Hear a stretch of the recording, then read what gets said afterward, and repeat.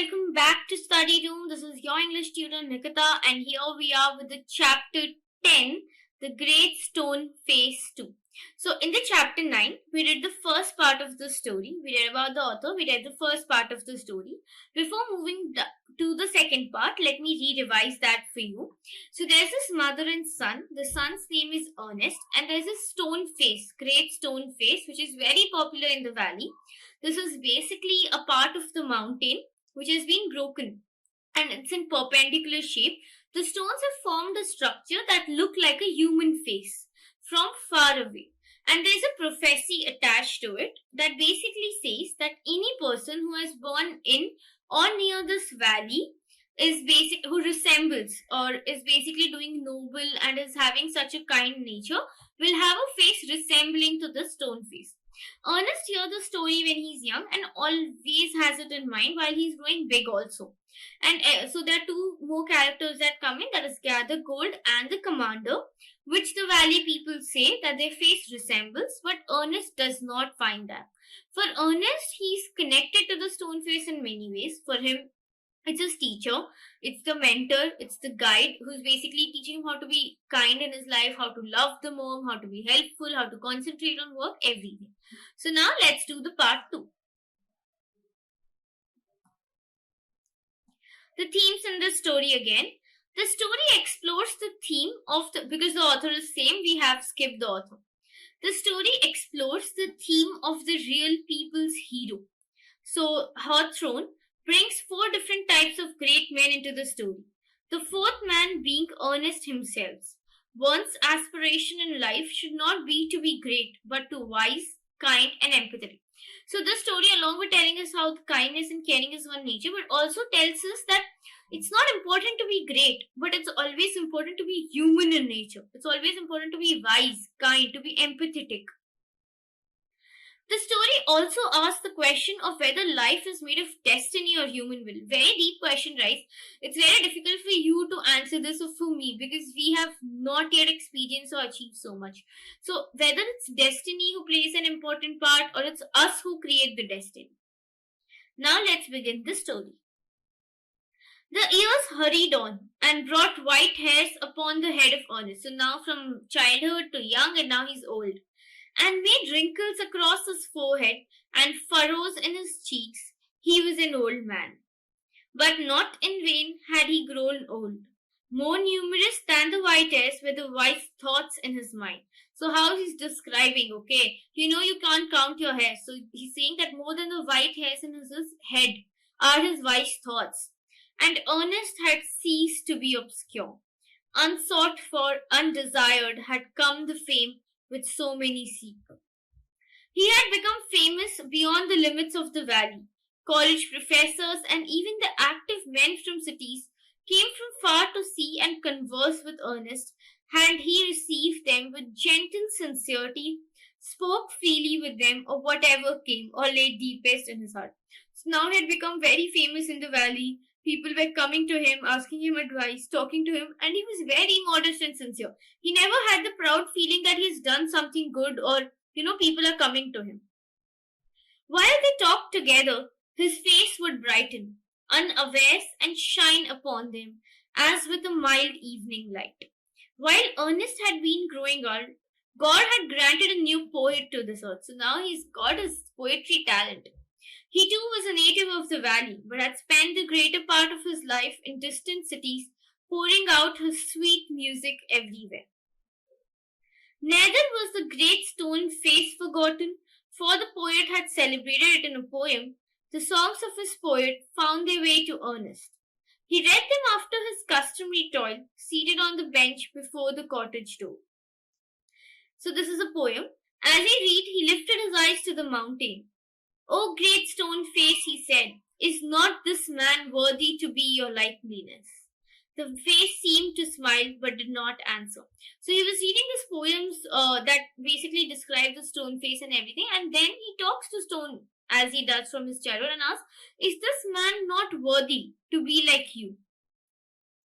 Now it happened that the poet, though he lived so far away, had not only heard of Ernest, but had thought much about his character and wished to meet this man whose wisdom walked hand in hand with the noble simplicity of his life. So even Ernest and the poet, even though they haven't heard much about each other, want to meet each other because Ernest wanted to know if his face resembles, and this man wanted to see if, who is this man who has so much wisdom, so much nobility, so much simplicity in his life.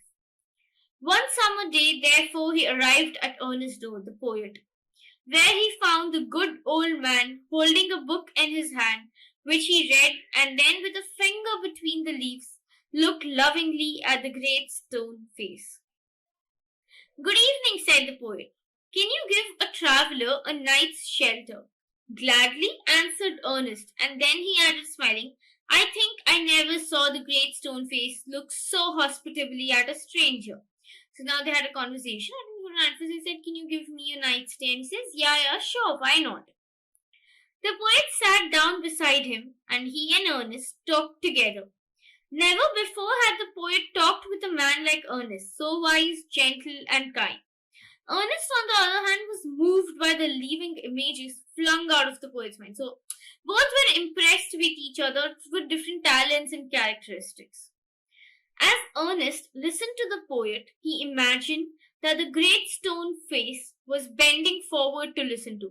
So as Ernest was listening to the poet, he was actually imagining that this great stone face was also bending and listening. He gazed into the poet's eyes. Who are you, my gifted guest? He asked. The poet laid the book on the book that Ernest had been reading. You have read this poem, said he. You know me then for. I wrote them. So now he's saying, oh, this book that you're reading, all these poems are by me.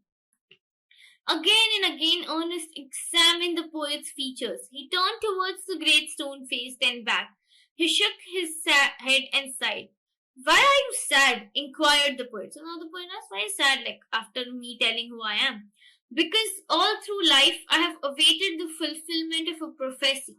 And when I read these poems, I hoped that it might be fulfilled in you, but this face also couldn't resemble. You hoped, answered the poet, to find me in the likeness of the great stone face. I am not worthy to be its likeness. And then says, I am not worthy. And why not? He pointed to the book. Are not those thoughts worthy? You can hear in them the distant voice of a heavenly song. But my life, dear Ernest, has not corresponded with my thoughts. I have had grand dreams, but they have only been dreams. Sometimes I lacked faith in my own thoughts. Why then, pure seeker of the good and tree, should you hope to find me in the face of the mountain? The poet spoke sadly, and his eyes were wet. So too were those of Ernest. Hearing to what actually the poet was going through, the poem was not the end. The poems that he wrote were actually not what his life was. His life has a lot of expectations, a lot of dreams that crashed. At the hour of the sunset, as had long been his custom, Ernest was to speak to a group of neighbors in the open air. Together, he and the poet went to the meeting place arm in arm. From there could he see seen the great stone face. So when sunset happened, both of them, because Ernest had to meet few people, both of them went together. Ernest threw a look of familiar kindness around upon his audience.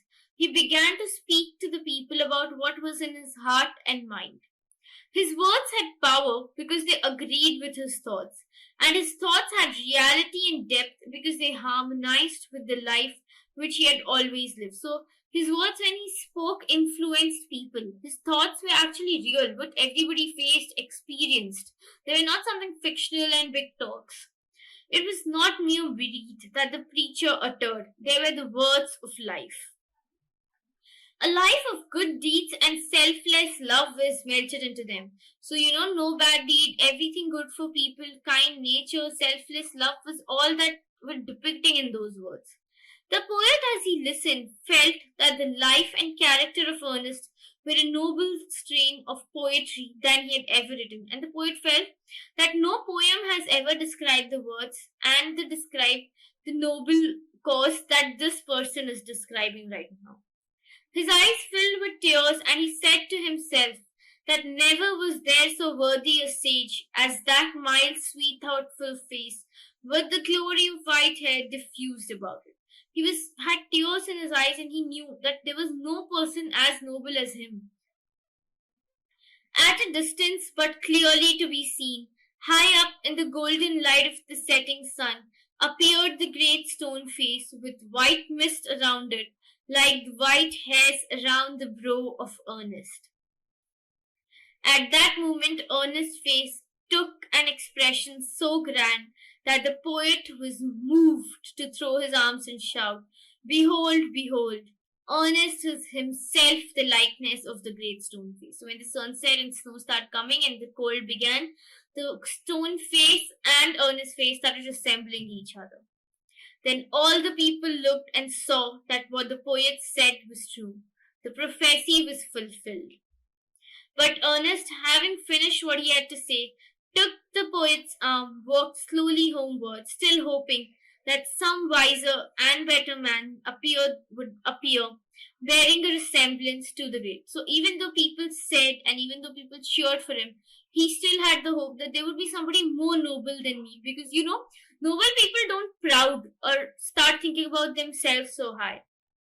Key terms: furrows, deep lines; obscure, not well known; unawares, unknowingly; customary toil, usual work; hospitably, gently and kindly; corresponded, been in harmony with; custom, habit; sage, wise man; diffused, spread all around.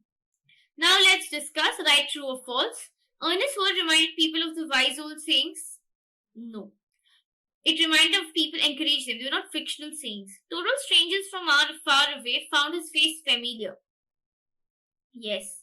The great stone face confirmed Ernest's view that the poet could be worthy of his likeness? No. When Ernest and the poet met, they respected and admired each other? Yes. The poet, along with Ernest, addressed the inhabitants of the valley? No. The Ernest addressed. The poet realized that Ernest's thoughts were far more nobler? Yes. Now the questions. How was Ernest different from others in the valley? He was selfless, he was noble, he didn't want to achieve big, but he wanted to be a wise man. His thoughts inspired everybody. Why did Ernest think the poet? Because his poems were filled of noble thoughts. What did the poet himself say about his thoughts and poems? That these are just fictional. These are what just I write. This is not something that I've been feeling. I have had big dreams. What made the poet proclaim Ernest was the stone? The noble thoughts, the face resemblance, the white hair, the mist. Now a quick revision. Ernest is now an old man, known for his ever-growing wisdom.